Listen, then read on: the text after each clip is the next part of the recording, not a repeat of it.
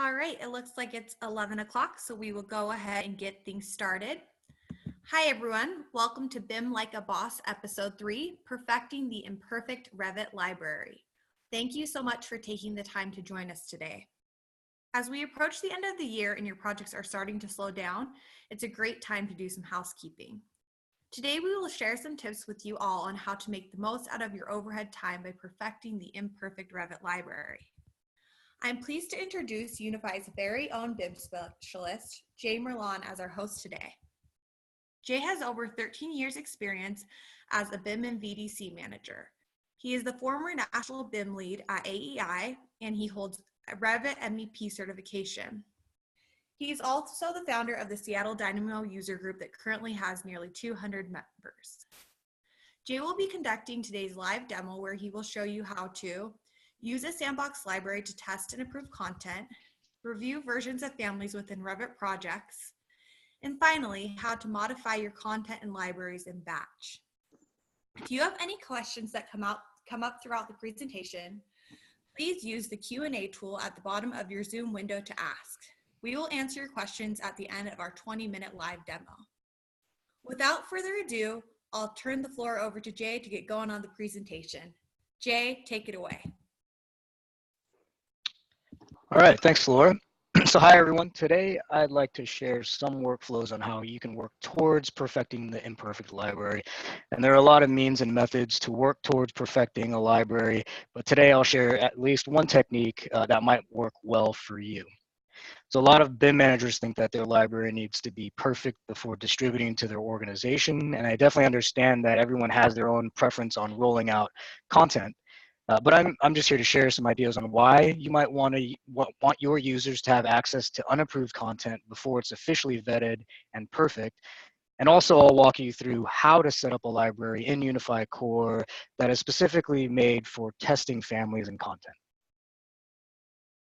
So one of the key points I'll make today is the concept of what I call a sandbox library. So the primary function of this library is to give specific users access to content that isn't fully vetted.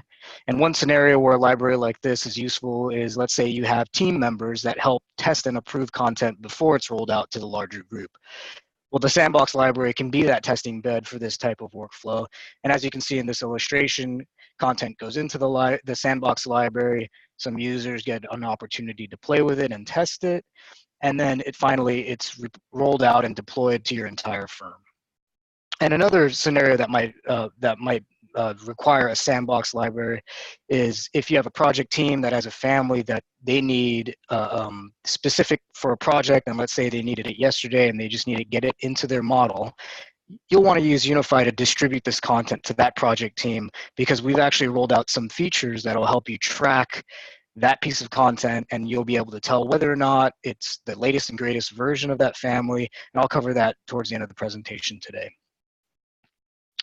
And before I get started in the live demo, I just want to cover what I mean by sandbox library. And I borrowed this term from software developers, and this is not to be confused with a sandbox development environment like in software. I'm simply referring to an additional library in Unifi that you create and manage with the sole purpose of using it as a testing ground. So why do I call it a sandbox library? Well, when you think about a physical sandbox, like something that kids play in, it's something you build things in, it's a playground, and of course it contains sand, which is infinitely difficult to manage without a controlled environment. So I think you can probably see where I'm going with this, and all of these properties can be applied to a sandbox library in Unifi Core as well. So as long as you follow those same rules. So when building your library, make sure that you contain the unvetted content within the sandbox library and control access to that library. And the benefit is it gives you an environment to test content or quote unquote play in. So let's go ahead and jump into Unifi Core so I can show you exactly what I mean.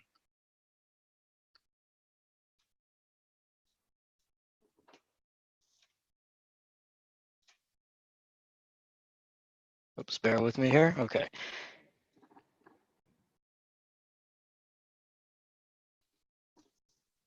There's Unifi Core.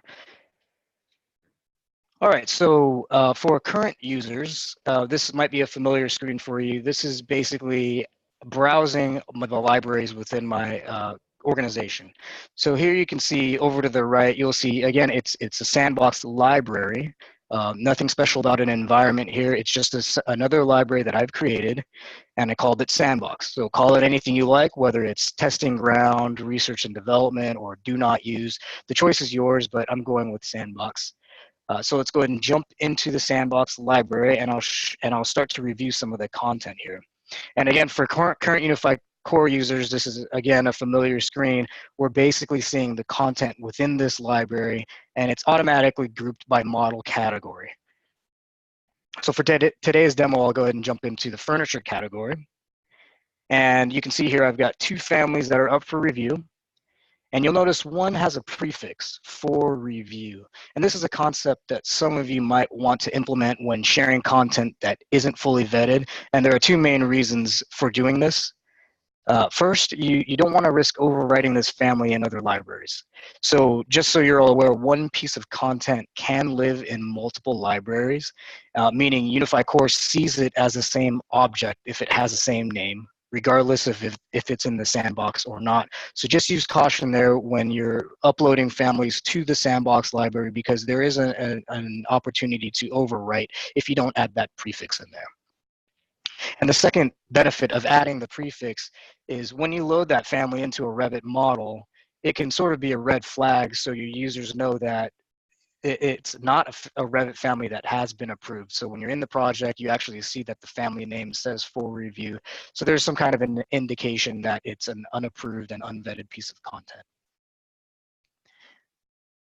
All right, so let's take a closer look at this television here for review. So back to the concept of building things in this sandbox. So first and foremost, as a BIM manager, I'm working to perfect my library and review this piece of content.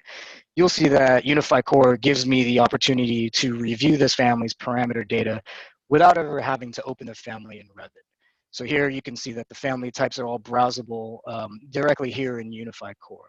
So to me, this is a key piece of reviewing BIM objects for approval, because as we're all following these data-driven practices, the ability to review this data without having to open in Revit is already a big time saver in my opinion. But really what I wanted to get into is the object's file history. So here you can see that this family was uploaded in Revit 2015, and we're automatically upgrading it and future-proofing it to future versions of Revit for you. But down here is really where it comes into play with building content in the sandbox environment, because earlier I mentioned it is a place where you can play, or in the context of a sandbox, we're testing it. So you can see in this example that my team has been testing and revising this family. Now, personally, in the past, I've actually had to manage a separate spreadsheet that was used as a log to track who changed what and when. But here within Unifi Core, we can actually see all of the history right here in the application. So the notes are a great way to see how this family has progressed.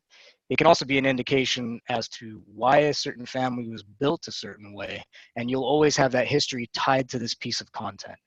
We even give you the opportunity to roll back to a previous version. If one of your team members made a change that people didn't agree with, you can actually choose to use a previous version and revert to it.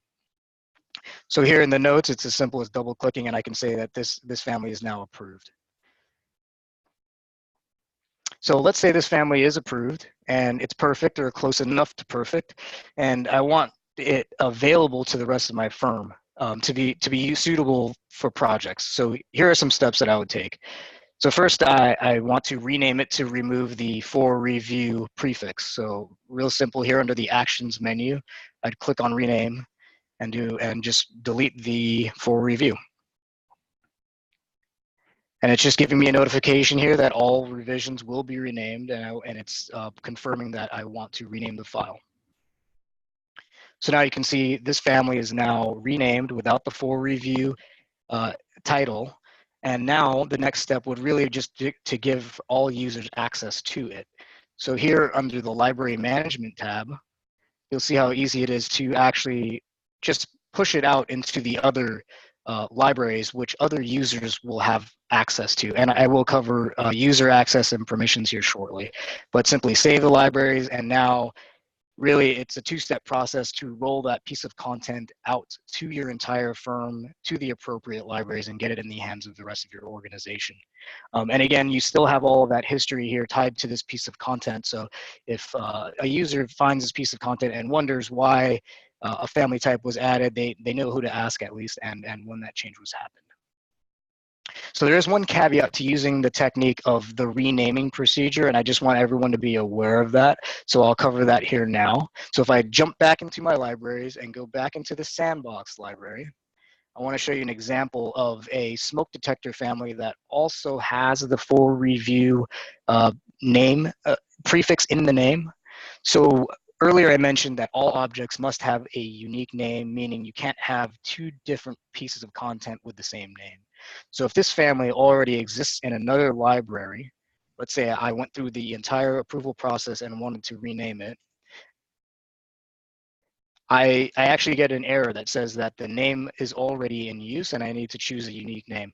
Now at this point, the reason why I want to bring this up is that you have a decision to make here. You can either use the original family that currently lives in your other libraries and delete this one and re-upload it without the for review name. The downside to that is you'll lose all of the revision history that I just went over. Not necessarily a downside, so to speak, but you will lose that history. Or the other option is to delete the one that is in the production library, which again, you would lose the metadata. So there's a choice that you would need to make there between the two. And that's just one caveat of having the prefixed family, prefixed name for review in the family name. Okay, so now I want to talk about a concept that I mentioned earlier about being in a controlled environment, because permissions are very important when you're dealing with the Sandbox library. So let's talk about how to control this environment with user groups. So here on the sidebar, you'll notice that I have a user management icon. And really the most important piece here is managing groups. So let me go ahead and click on that. And here in this screen, you'll see that I've got all the groups that I currently manage in my organization. So if you notice this one, content review team. So I've actually created a user group for the particular team members that I want access to this Sandbox library. And I think you can think of some obvious reasons on why I wouldn't want to have give access to the entire organization, because you want a specific set of people that can test this content. Now, adding users, you can see already on the left that these are the users that I have added to this group, and you can easily just add additional ones as needed. Okay, so now that I have the proper users in the content review team group, let's manage that access with the library. So here on the left, you'll see library management. I'll go ahead and click on that. And again, here are the three libraries that live within my organization, but this is actually a management screen for company admins to access. This is where you would add libraries or edit libraries and so on. So I'm gonna go ahead and jump into the Sandbox library, right click and just edit it. So what you're seeing here is there's three tabs, and I'll go over those each one. Now, administrators, we do require you to add each administrator explicitly. So again, the same sort of interface where you simply click the plus buttons to add them. Now I'll jump over to groups with access, because really, in my opinion, having an entire group given access is beneficial, because let's just say you had multiple sandboxes. Maybe there's a mechanical sandbox library and an electrical, an architectural, and so on. But you want to give multiple groups or a single group access. It actually is a benefit to control them within groups rather than going to each one of those testing grounds and having to manage the users individually. So again, in the event that you want to be able to manage users as a group to have access to these libraries, I would absolutely recommend that you use groups rather than users. So that is the basic workflow for creating a sandbox library in Unifi Core. So again, it's nothing more than a library, and it's used as a testing ground for the content. And I find this method extremely useful when you have, again, a team of people helping you vet and approve content. So now let's say a project used a family before it was fully vetted. And in other words, a Revit family was loaded into a Revit project before it was approved. So historically, we've really had no way to track that. I mean, you could open up the model itself, but even then, how would you know that the family is the most current without having to dig through the parameters and maybe the family types to see if it's got the current set of data for you? So, well, we've got a new feature that we rolled out last month that we're calling Project Analytics. And this actually gives you the ability to review the content within your Revit models without ever opening Revit. So I'll show you here what I mean. You can actually access the web portal here using this globe icon. So if I click on that, launch web portal, it actually opens a browser window.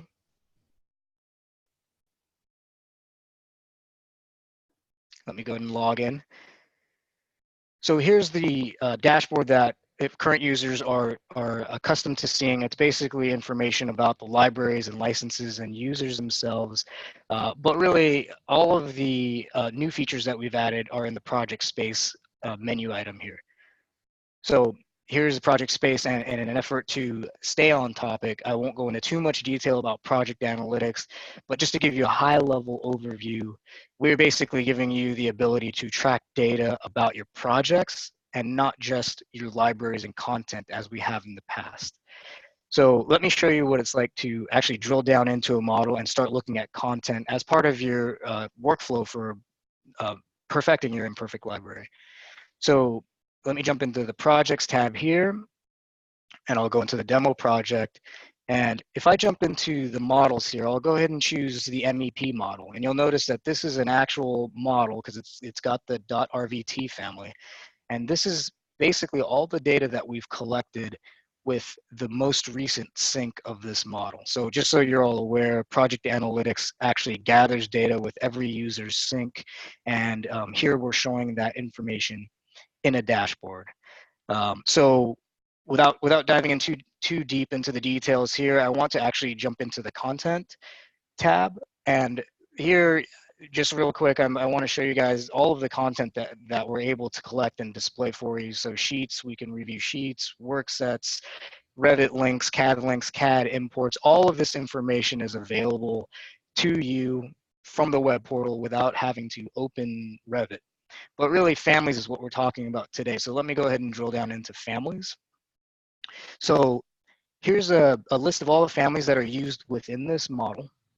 And you'll notice here, first and foremost, that several of these families are not sourced from Unifi. So what that means is these families were loaded into this model, not using the Unifi core application, but loaded manually. Maybe it was downloaded from the web, or maybe it was stored locally on a user's hard drive. But you'll see here these columns here on the right, Unifi revision, in model, current Unifi revision. These are currently NA because, again, they're not loaded from Unifi. So if I were to filter and only show the content that is Unifi placed, you can actually see some interesting data here. So let's look at this bottom family, for example. So you can see that this one has been placed 9 times within this model. It's not in place. It's modeled in imperial units, and it is, in fact, a Unifi sourced family. So it did come from the Unifi core application. Now here's where this kind of loops in the Sandbox Library workflow. You'll notice here in this model, this family is version 1. However, in Unifi, meaning in my library, it's version 3. So here, again, if you're using the Sandbox library and you've released this family out into the wild, this is a way to keep tabs on it, and specifically for this project. So you now have visibility into seeing this project actually needs to be updated, and the most up-to-date family needs to be loaded into it. So again, this is very helpful in my opinion for this entire Sandbox library workflow, because it helps you keep tabs on families that were still being tested. But here's a prime example of one that never got to see the most update family. So now it's up to you or your project team to load that family in. So that is essentially the entire life cycle of a Revit family that has gone through the approval process using the sandbox technique. And I hope that'll be helpful for some of you if you try to implement that workflow. Now, there's one additional feature that I want to share, and I consider this a power user feature here in the web portal that some of you current customers might not be aware of.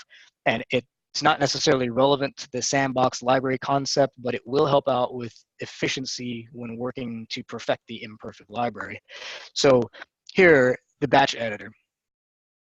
So from the batch editor, I can actually modify my libraries in bulk. So let's start with content. Let's say I want to apply a tag to all of the base cabinets in my library. So I'll go ahead and type in base here. But you'll notice that just typing in base actually returns several other pieces of content that aren't necessarily base cabinets. So we actually give you the ability to filter by family category as well. So very similar to what you can do in the application. It's in the Unifi core application. But here there's some additional features as well. So I've selected all by clicking that checkbox, and I can actually manage the tags here on all of those families. So let's try to add a base cabinet tag, and you'll see that that tag does not actually exist yet. So directly here in the batch editor, you can go ahead and add that tag. So you'll see now that all those families now have the base cabinets tag. You can also manage the libraries as well. You can even create a new library if you so desire, and add these multiple pieces of content to multiple libraries that way. It's also worth noting that you can also track history as well, so you can see who made changes in batch to your entire library within your organization. So not only can you manage content in batch with this feature, but you can also use this to clean up the tags in your organization. So again, this is closely related to perfecting your library because tags can get out of hand rather quickly, especially for larger organizations where you have several users that are tagging things. And one of the prime examples here is the term architecture and architectural. So this is a pretty common one, I would say. Some users might use the term architectural to tag content, while others use the term architecture. So here in the batch editor, you actually have the opportunity to merge tags. So again, tags to be merged here on the right. So I've already selected architectural, but now I can just go ahead and search for architecture, add that to the list of tags to be merged, and then finalize that merge tag name. So as you can see here, the batch editor is just an additional feature to help you perfect that library, whether it's the metadata, managing tags on content, the libraries, or even the tags themselves, just being able to start to fine tune and merge and delete tags as needed. Okay, so that wraps up the live demo portion for today. So I'm going to go ahead and hand the floor back over to Laura, and she'll guide us through the Q&A session. Wonderful. Thank you so much, Jay. Thank you, audience, as well for listening. As I mentioned at the beginning of the webinar, you're welcome to use the Q&A button at the bottom of your Zoom window to submit questions. And it looks like we have already had a few come through, so we'll go ahead and get to those. The first question we have for you, Jay, is what are some downsides to sharing unapproved Revit families with your firm? So I would say, first of all, great question, because as you're vetting content and approving content, Revit is very finicky when it comes to shared parameters. So I would use caution with sharing content out into your organization when the proper shared parameters aren't loaded in, because it's very hard to rename parameters. So let's just say your parameters have changed names, and there's an old name that the family has while it's loaded in. It's nearly impossible to rename that parameter without additional tools and add-ins. So just be cautious about things of that nature. So particularly shared parameters would be one that I'd be wary of.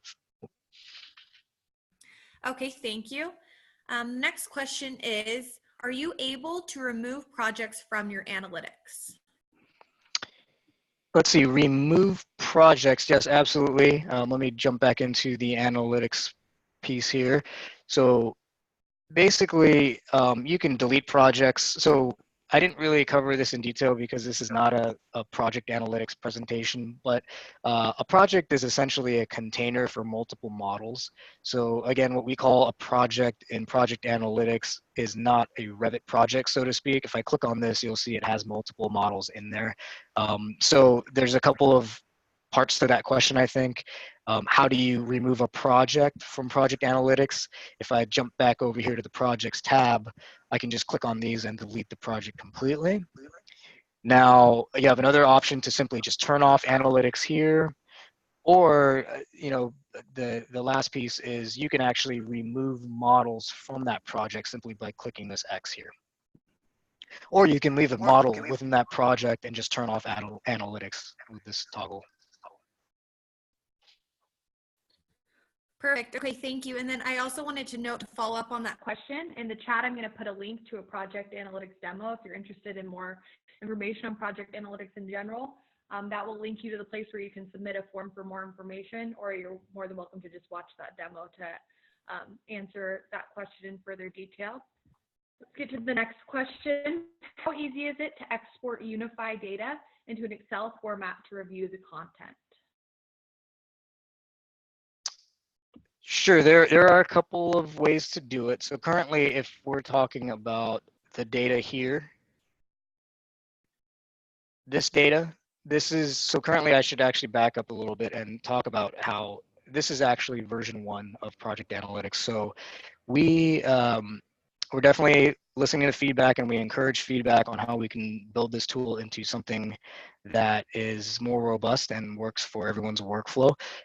So being able to export this screen in particular is one that comes up quite a bit. So hopefully we get that rolled out in a future version. But also there are other options from within here, the Unifi core application itself. So let's just say this engineering library, I can actually select that library and click report here. And what that actually does is exports an Excel spreadsheet with data about that library. So you can see all of the families that live within that library, a lot of this associated data. It just is not currently the data set that you're seeing here in the web portal, but it is data relating to that content. Okay, wonderful. Thank you.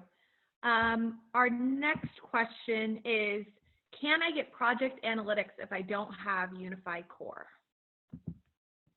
Good, good question. Currently, you cannot. It is really intended to be a feature of Unifi Core. So that it's something that is a possibility. I'm not sure, but it becoming its own product, who knows? And if that's a feature request, again, I would recommend to have that passed up to our team. Thank you. And then I will also include a link in the chat where you can give your feedback if you want to see anything on our roadmap, such as having project analytics as an independent product. I'll include the link so you can do that. Now, at this time, it looks like we've been able to retrieve all of our questions. I'll allow about 10 more seconds. Again, please click that Q&A button at the bottom of your Zoom window and submit your question if you have any. It looks like, Laura, someone has their hand raised, but I'm not sure how that feature works here in Zoom. Yeah, thank you for pointing that out. It looks like a user has their hand raised. In order to answer whatever question you have, if you would please use that Q&A tool and type out your question, we would greatly appreciate it. Thank you.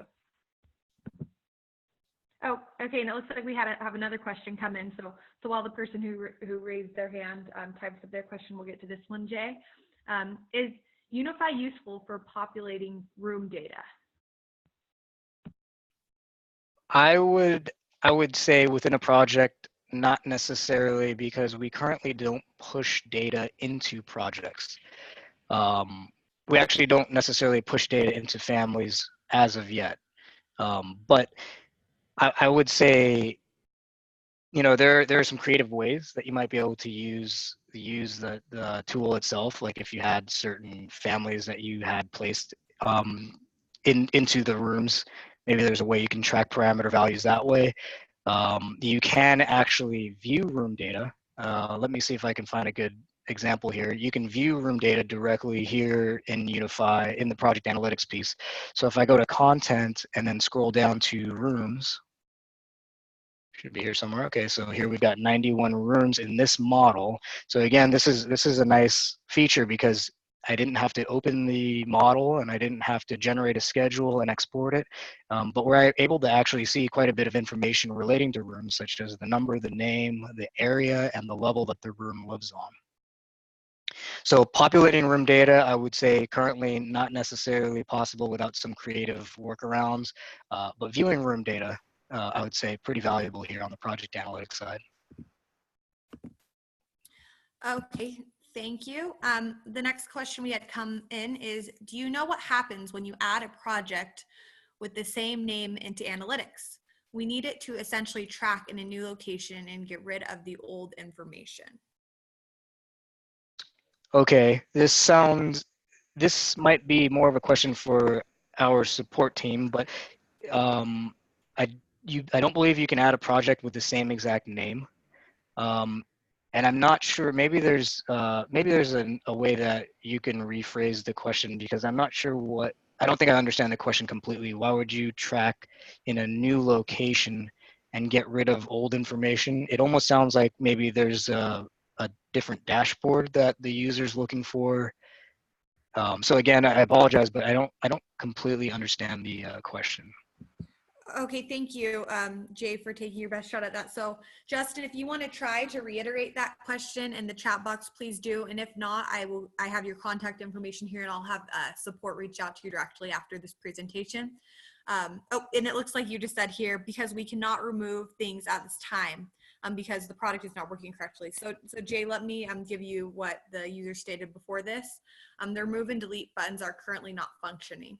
Okay. So that maybe give you some context. My apologies for not providing that initially. No, that's all right.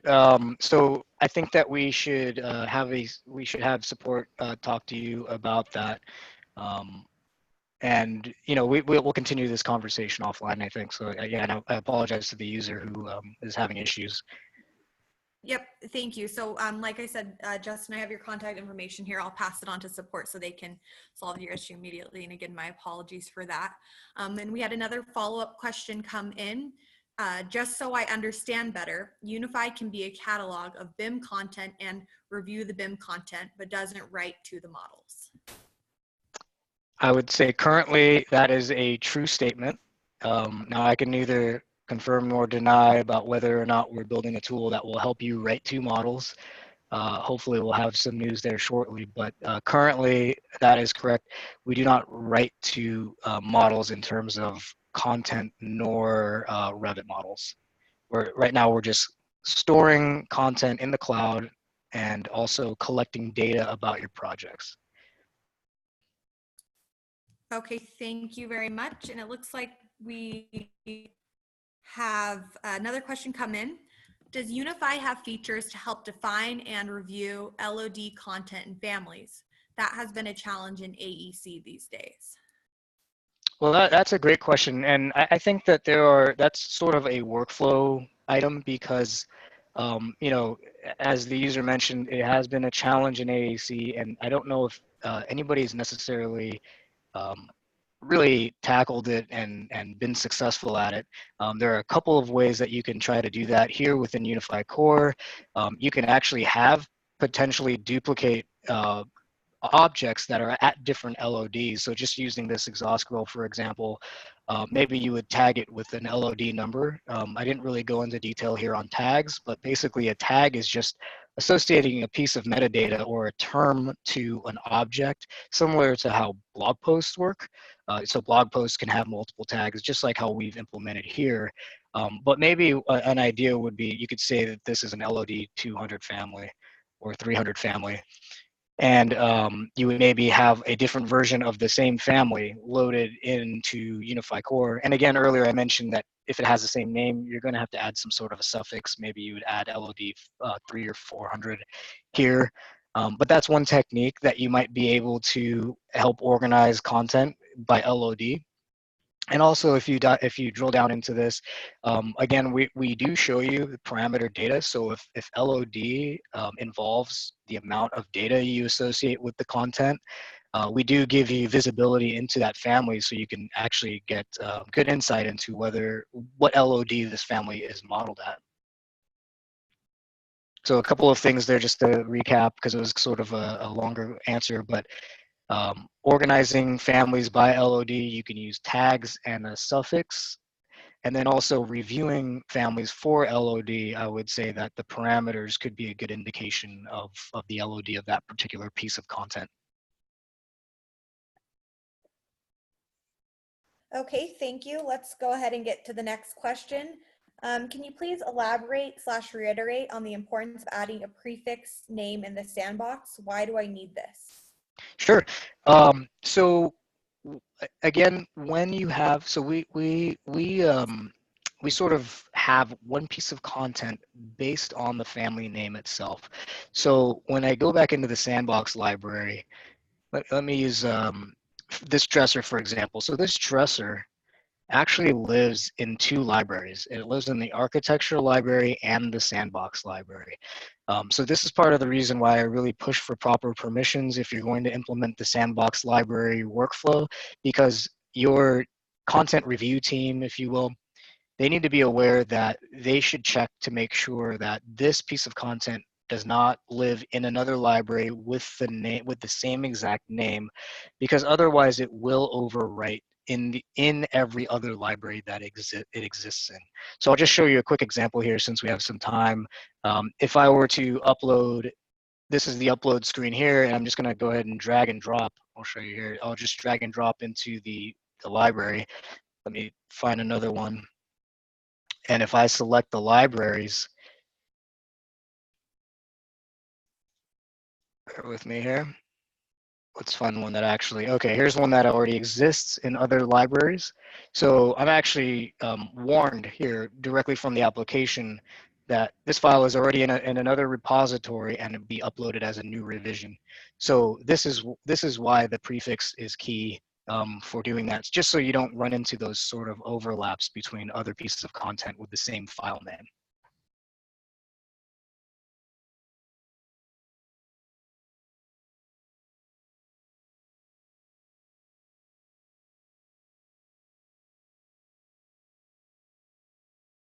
Laura, there?